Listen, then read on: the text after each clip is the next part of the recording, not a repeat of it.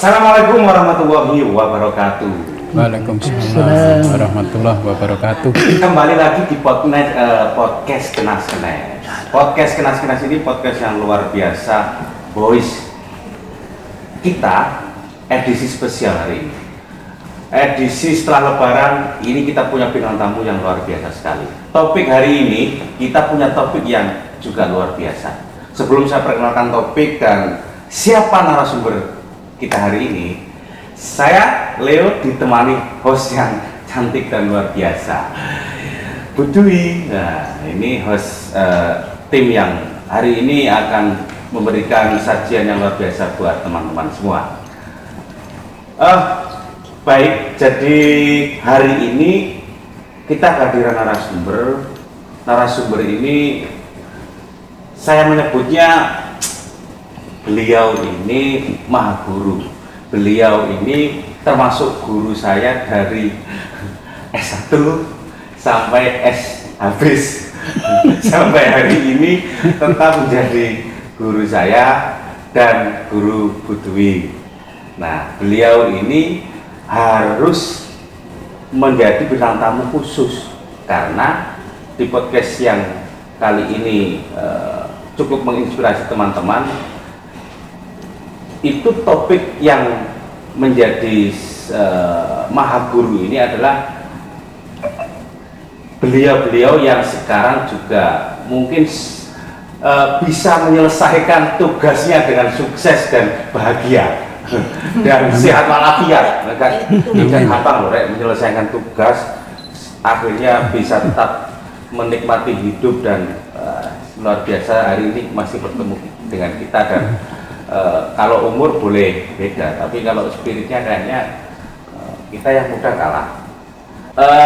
Kita perkenalkan bintang tamu kita kali ini luar biasa sekali. Ini dia, Bismillahirrahmanirrahim, Profesor Dr.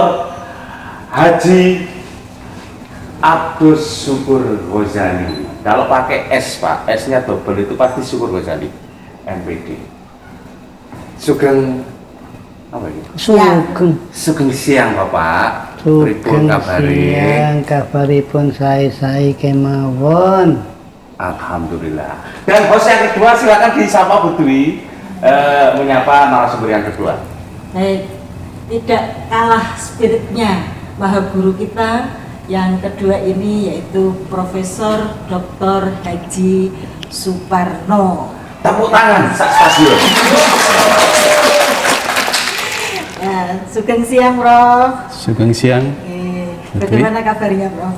Alhamdulillah baik-baik, sehat-sehat, segar bugar pada siang yang menarik ini, yang penuh dengan situasi baru bagi saya. Situasi baru. Kulo aja grogi loh Pak, ngajeng kamera ini. Di sampingnya Pak Guru ini suatu kesempatan yang luar biasa kita ada di sini. Oke, pertanyaan pertama saya untuk Bapak Syukur dan Pak Parno. Kita ini teman-teman mahasiswa tim produksi podcast ini kan sekarang itu juga penasaran. Kalau beliau sekarang itu sudah bisa menyelesaikan tugas dengan cukup sempurna, menjadi seorang profesor, menjadi seorang multi talent. Di luar profesor itu beliau juga bisnismen. Beliau ini juga Ustaz, luar biasa, atlet, kiai, semoga karuan. Bingung.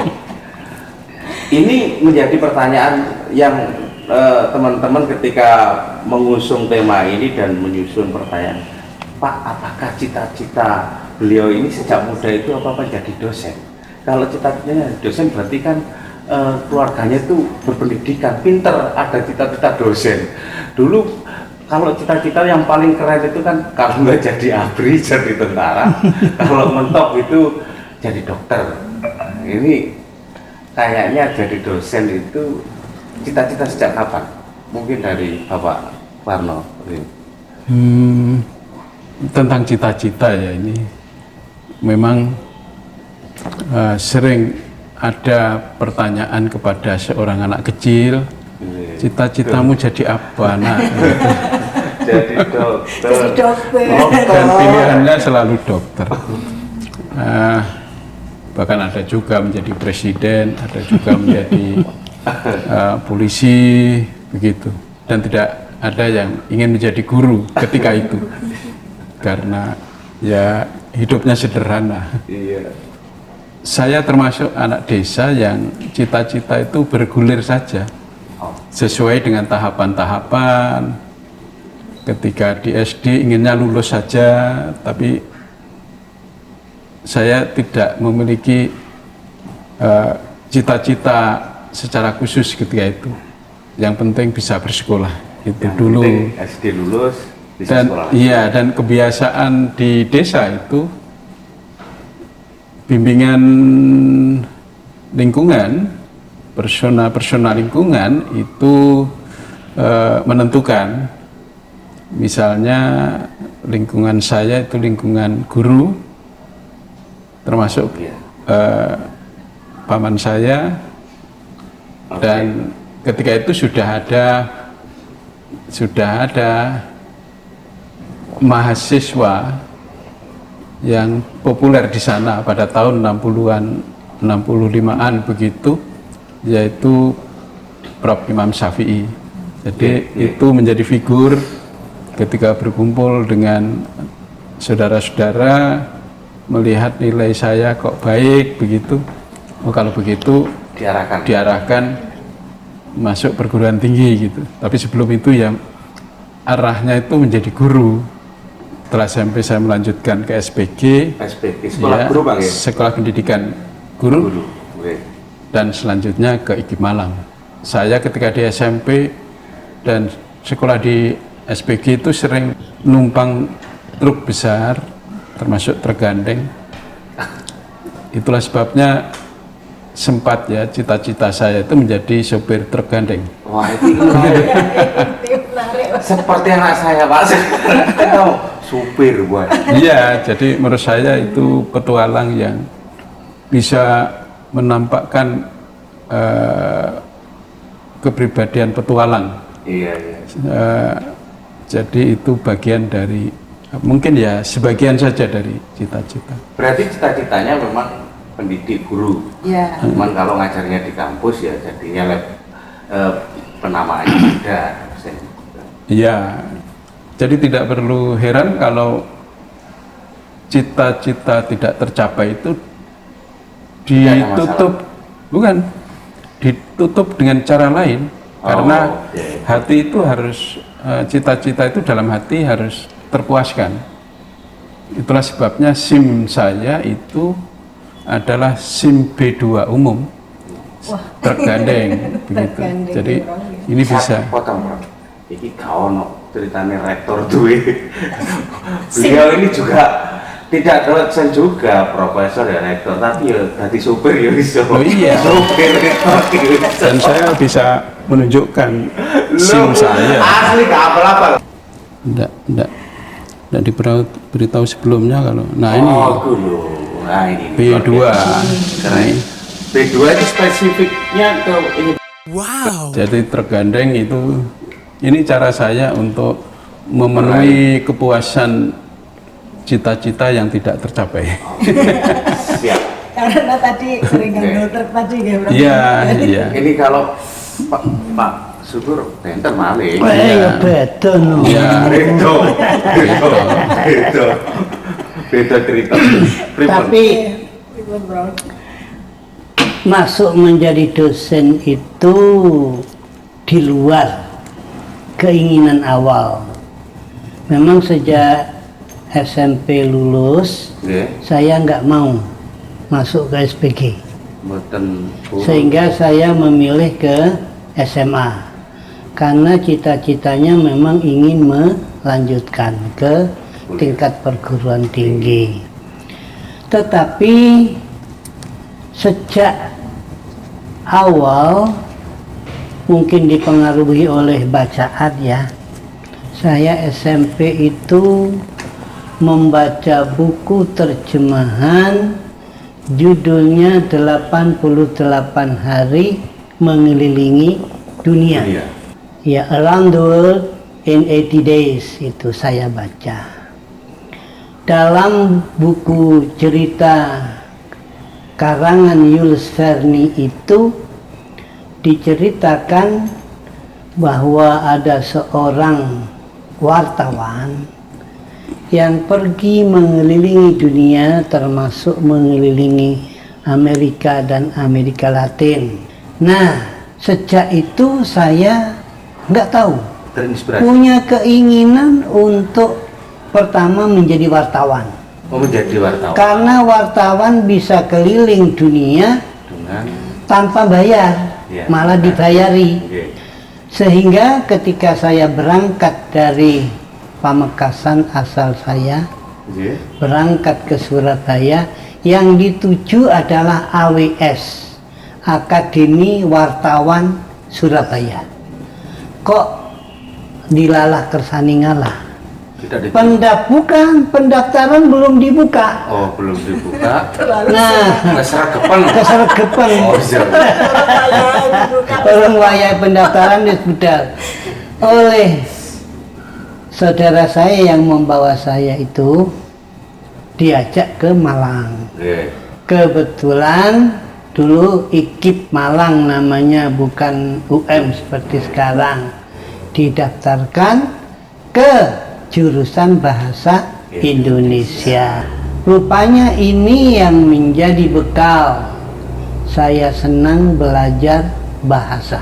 Ketika mahasiswa, saya sudah menjadi salah satu wartawannya koran kampus yang namanya Dinamika Mahasiswa.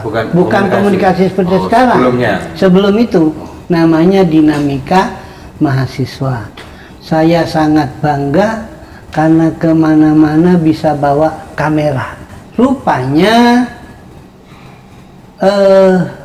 menjadi wartawan kampus adalah karier yang tidak berlanjut, meskipun dalam perjalanan karier wartawan itu ya sudah senang karena saya kenal dengan Gus Dur ketika beliau belum jadi apa-apa, tapi beliau adalah penulis, kolumnis di koran-koran, kita datangkan ke sini, kenal dengan orang-orang Jakarta karena waktu itu saya tidak saja menjadi wartawan kampus tetapi juga menjadi anggota Majelis Permusyawaratan Mahasiswa. Aktivis berarti, Pak. Lumayan sehingga kuliahnya terlambat. Oh. Lebih terlambat pulau nih, terlambat. Awakmu kan karena cari duit. Nah, jadi dosen itu semula sama sekali tidak menjadi cita-cita. Iya, Pak. Ini saya potong sekedar, Pak. Ya. Kalau dengar yang tadi Pak Parno sampaikan, panjenengan, sebenarnya kan ini sesuatu yang sebenarnya cita-citanya sederhana. Iya. Tapi justru ketika melihat pencapaian hari ini, ada effort yang luar biasa, ada semangat untuk mencapai ke titik yang tuntas, ayat tinggi ya, tuntas. Kalau di dunia pendidikan, kalau sudah profesional kan tuntas toh, Pak. Saya nggak tahu lagi setelah profesional harus ngapain gitu loh. Juga pangkatnya sudah tidak Nah, bisa contoh naik pun, lagi. kan? Entek kalau Nah, pangkatnya. dari seorang pemuda yang punya SIM B2.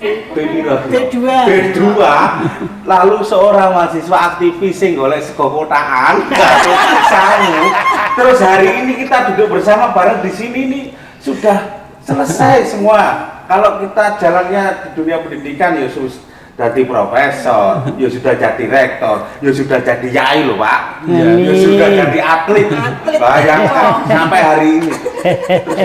Yes. Mangsul mau Bu, pripun, Pak? Ya, kalau saya memiliki semangat, memang semangat yang kuat untuk mencapai prestasi apapun yang saya tempuh, saya jalani harus ada prestasi, begitu. Yang kedua, saya sesuai dengan petualang itu, saya suka berburu ilmu, begitu. Karena itu ketika memiliki peluang untuk tugas belajar itu saya mengikuti tes program sandwich, yaitu program belajar dalam negeri dan luar negeri. Saya mengambil program di UI dan harus itu ilmu murni ya, ilmu murni linguistik murni. Dan yang dikenal oleh nanda-nanda dari bahasa itu sebagai ilmu yang sulit gitu ya. Oh, biasanya. Itu sudah mesem semua Pak. Jadi saya sudah tahu kalau masuk kelas itu saya tahu ini ananda-ananda ini sudah merasa khawatir ditanya begitu, saya sudah tahu. Sehingga figur-figur orang yang berilmu itu menjadi menginspirasi bagi saya.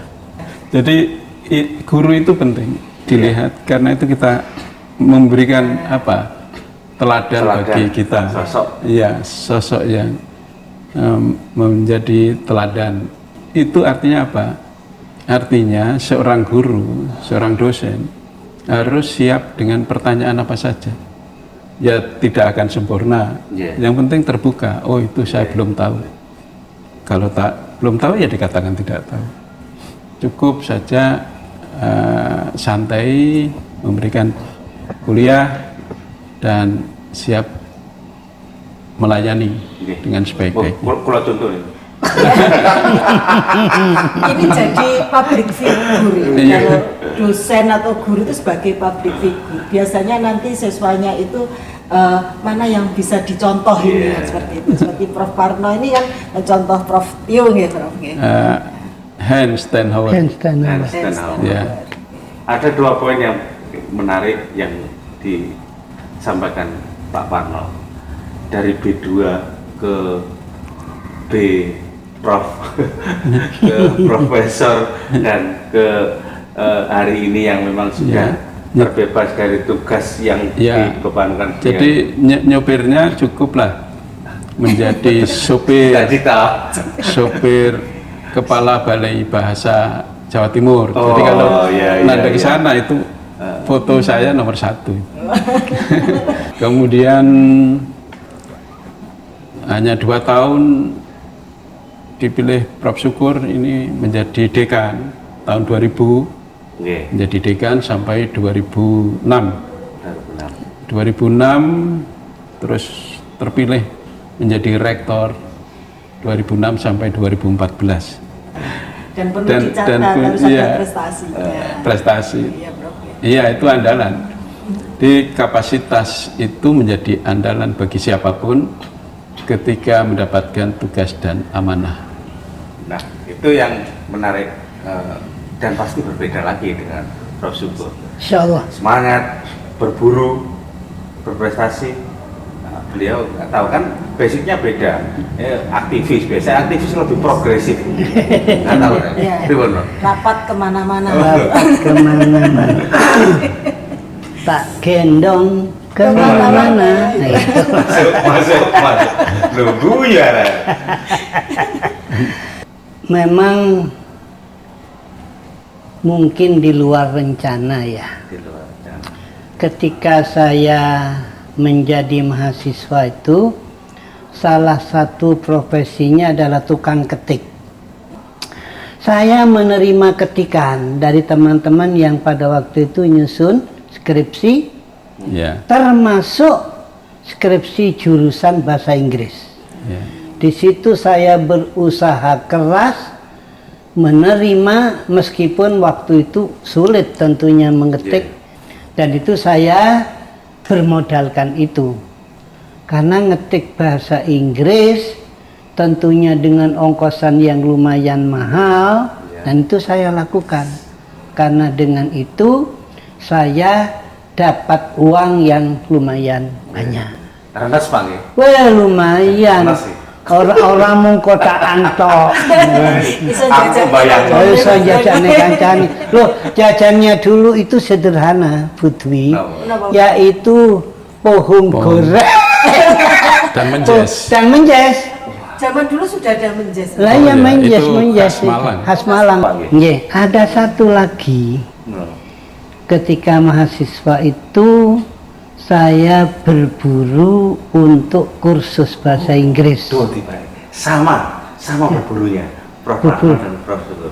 Yang satu berburu ilmu, yang satunya berburu Dulu belajar bahasa Inggris. belajar khusus bahasa Inggris. Jadi rupanya upaya belajar itu ada buahnya, membuahkan hasil. Ini yang ingin saya sampaikan pada Ananda semua. Saya dikirim waktu itu ke nama lembaganya adalah RELC, Regional English Language Center. Maka saya jadi mahasiswa di situ. Tapi hendaknya diketahui, waktu kuliah di situ rambut saya brodol, Bu Dwi. Bayangkan, yang mendengarkan kuliah bahasa Inggris itu tidak mudah. Menangkap bahasanya saja susah, apalagi menangkap ilmunya. Tapi alhamdulillah, Bukan brodol rambut itu. Kok angel bisa bayang Singapura, saya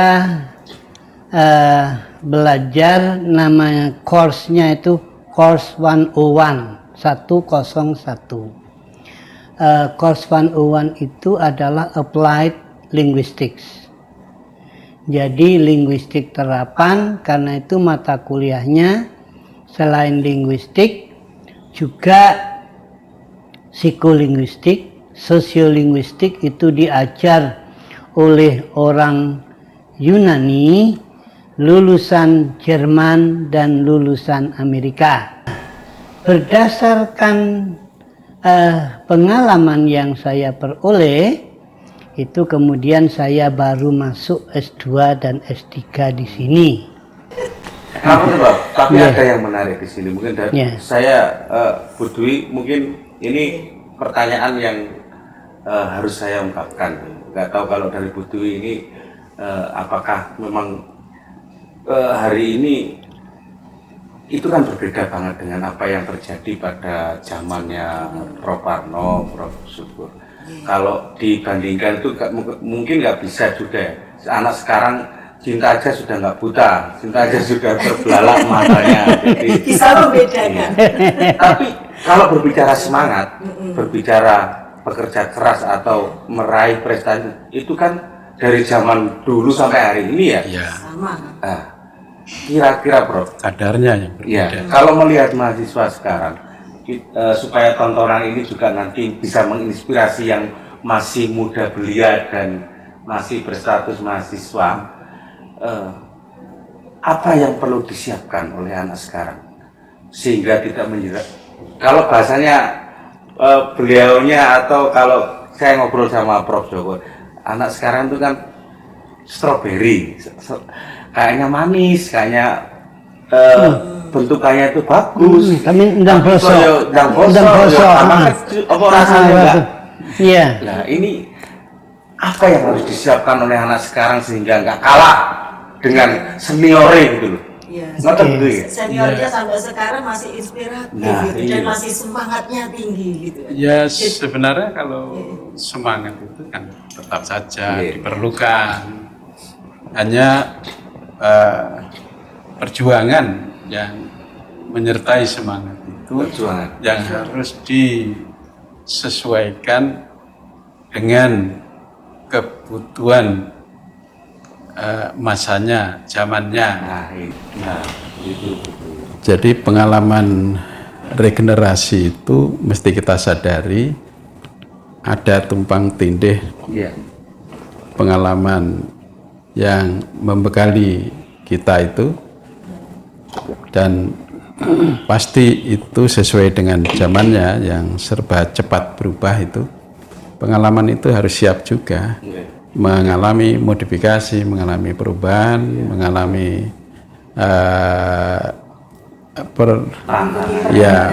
perkembangan, mengikuti perkembangan zaman, ya, dan bahkan sekali lagi inovasi, kreativitas bagian dari pribadi generasi sekarang dan generasi masa datang.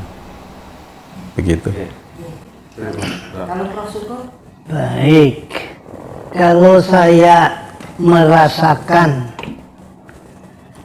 berada di kelas dulu dengan berada di kelas sekarang agak berbeda. Nah, ini yang menarik. Itu Prof.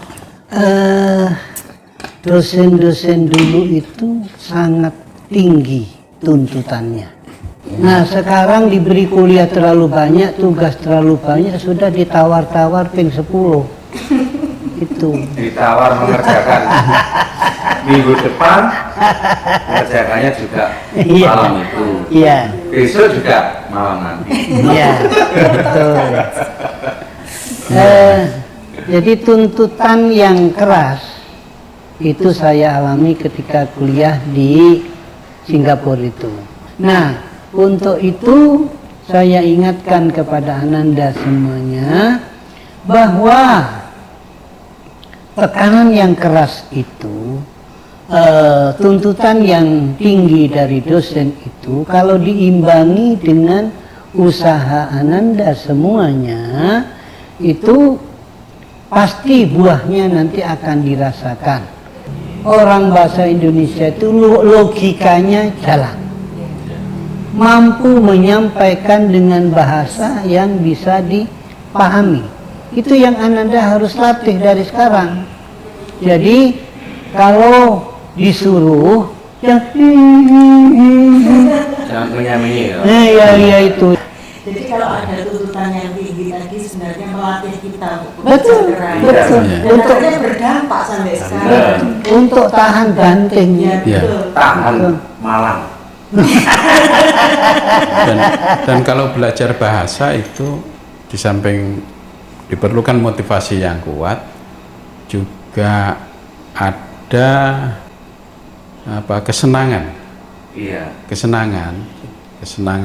menggunakan bahasa baik secara pasif maupun secara aktif, dan tidak perlu bergantung orang lain karena motivasi yang kuat itu adalah motivasi internal dari diri sendiri, termasuk ya kesempatan belajar bahasa itu paling mudah sebenarnya. Betul. Karena kita bisa memanfaatkan seberapa sempat kita bisa, sekecil apapun, seterbatas apapun kita bisa melakukan. Misalnya ketika kita melihat peralatan ini, bahasa Inggrisnya apa? Ini. Kemudian selalu saja kita lakukan secara rutin, terus-menerus, dan prakteknya. Untuk aktif harus praktek berbahasa. Jadi belajar bahasa itu banyak Sangat, manfaatnya. sangat penting. Tidak ragu-ragu lagi ketika kita Iya. berkomunikasi dengan orang, dan kita Iya. tentunya banyak Iya. menyerap pengetahuan dari Betul. kita. Iya. Siap. Memang Iya. yang menjadi perbedaan yang menarik adalah ketika seseorang tidak siap menghadapi segala tantangan atau perubahan-perubahan yang terjadi pada era seperti sekarang ini. Ketika mahasiswa sekarang tidak sadar bahwa penempaan itu dilakukan, ya mungkin nggak akan dapat momen yang seperti Prof. Arno, Prof. Syukur. Tapi ketika justru kalau bahasa saya tahan malam, tahan banting, kan. Pokok Iya. ini Ya. Sangat penting. itu Jadi menjadi insan pejuang, gigih, tahan banting, tahan pukul, ya bekerja keras, itu bagian dari upaya memprospek masa depan. Jadi jangan mudah menyerah. Betul. Ya. Kasih. Ini sebelum kita closing, kita tutup, ada mungkin dari Bu Dwi ada pertanyaan yang belum sempat kiranya menarik dan harus disampaikan sebelum beliau closing statement. Ya, baik. Mungkin Prof. Parno dan Prof. Syukur. Nah, di sini kan maha guru kita. Ya. Perjalanannya juga cukup panjang dengan lika-liku yang yang luar biasa, dan itu inspirasi Lika-liku laki-laki juga. Iya. laki-laki, inspirasi bagi kami yang muda-muda seperti ini. Mungkin ada kearifan intelektual yang ingin disampaikan pada teman-teman semua, Prof. Monggo. Kalau kearifan intelektual itu dalam tuntunan agama kita jelas ya, jadilah insan yang berilmu dan gunakan ilmu itu untuk diamalkan, karena dengan ilmu dan amal itu makna hidup kita semakin berarti bagi orang lain. Karena itu selalu saya tekankan kepada mahasiswa saya, belajarlah untuk menjadi insan yang berilmu, bukan belajar karena akan ujian, Dituntut dosen. ya, karena tuntutan dosen. Dengan pegangan itu ada kebiasaan, ada kepribadian yang terbentuk bagi mahasiswa untuk berjuang menjadi insan yang berilmu, dan ilmu itu tetap saja menjadi bagian kebutuhan hidup, berguna untuk hidup, berguna untuk orang lain, dan manfaatnya besar baik bagi diri sendiri maupun bagi orang. Jadi harus berguna. Jadi kita hidup itu harus berguna untuk orang lain, untuk bangsa dan Iya. negara. Iya. Harus berilmu juga. Kalau Prof. Sugeng, Baik. Ada hadis yang maknanya barang siapa yang mencari dunia harus dilandasi dengan ilmu. Barang siapa mencari akhirat juga harus punya ilmunya. Anda sekalian, jangan lupa beribadah dengan baik, jangan malas-malasan, banyak membaca, banyak belajar. Jadikan buku itu pacar pertama, bukan pacar kedua. Tapi bisa jadi buku dikempit kemana-mana yang lagi bocor. Bisa jadi juga seperti damai Gimana? dibolak-balik. Lu tau diuncani. Lah iki engko metu iki. Ternyata Rasul ini ngobrol gini ya enak. Iya, tapi sayang kan kopi ini. Oh, iya. Baik, teman-teman semua, ternyata waktunya habis gini dari sana. Oke, jadi pasti nanti akan edisi selanjutnya akan semoga berkenan Bapak Prof. Arno bersyukur untuk diundang kembali di tema yang berbeda. Insya Karena saya yakin semoga dengan berjalannya waktu podcast ini menjadi berkembang lebih baik. Amin. Beliau juga masih dalam keadaan yang Sehat, sehat, ingin walafiat. membagikan ilmunya dan tidak berhenti hanya karena sampun usai tugasnya. Jadi semoga masih tetap semangat memberikan ilmu. Amin. Yang menarik dari closing beliau berdua adalah ini perlu kita camkan baik-baik untuk teman semuanya. Beruntung kita berada di sini sekarang dan ini bisa ditonton oleh banyak orang. Satu, kita harus menjadi insan yang berilmu, berguna untuk bisa mendapatkan dunia dengan ilmu, untuk bisa mendapatkan akhirat juga dengan ilmu. Maka dari itu marilah kita rawat ilmu dengan baik. Terima kasih di podcast Kenas-Kenas sudah hadir Prof. Arno, semuanya sangat pulau sungkem. terima kasih Prof. Arno. Terima kasih Prof. Oke, terima kasih teman-teman. Kita tutup episode kali ini. Sampai jumpa. Saya akhiri. Kita berdua, Budi dan saya. Assalamualaikum warahmatullahi wabarakatuh. Waalaikumsalam warahmatullahi wabarakatuh.